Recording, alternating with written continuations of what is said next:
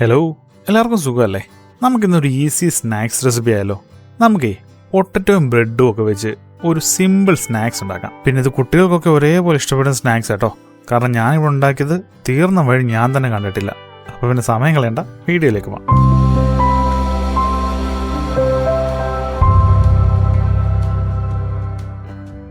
ആദ്യമായി നമുക്ക് കുറച്ച് കിഴങ്ങ് വെള്ളത്തിലിട്ട് നന്നായി വേവിച്ചെടുക്കാം. ഇനി നമുക്കൊരു 3 ബ്രെഡ് ഇത് കൂട്ട് വെള്ളത്തിലൊന്ന് ഡിപ്പ് ചെയ്തിട്ട് ഒന്ന് പിഴിഞ്ഞെടുത്ത ശേഷം ഒന്ന് മാഷ് ചെയ്തെടുക്കാം. ഓക്കെ, ഇനി നമുക്കൊരു ബൗളിലേക്ക് നമ്മൾ വേവിച്ച് വെച്ചിരിക്കുന്ന പൊട്ടറ്റോ ഇട്ട് നന്നായി മാഷ് ചെയ്യാം.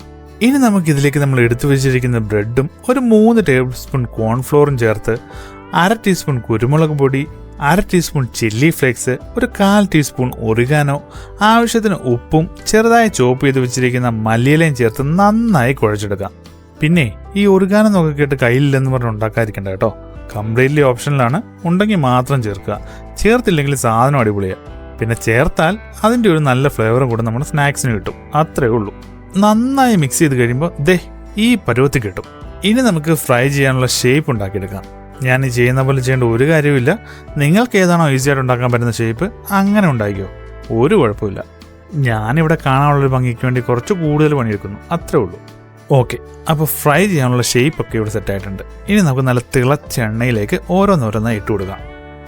നമുക്കിത് ഒത്തിരി ഇട്ടങ്ങ് ഫ്രൈ ചെയ്യേണ്ട കാര്യമൊന്നുമില്ല. 2 സൈഡും ഒന്ന് ഗോൾഡൻ നിറമായി കഴിയുമ്പോൾ ഇങ്ങനെ എടുക്കാം. കാരണം ഇതിലെ മെയിൻ ഐറ്റം പൊട്ടറ്റോ ആണ്. അത് ഓൾറെഡി നമ്മൾ കുക്ക് ചെയ്ത് കഴിഞ്ഞതാണ്. സോ ഇവിടെ നമ്മൾ ജസ്റ്റ് ഔട്ടർ ലെയർ ഒന്ന് ക്രിസ്പി ആക്കുന്നു, അത്രേ ഉള്ളൂ.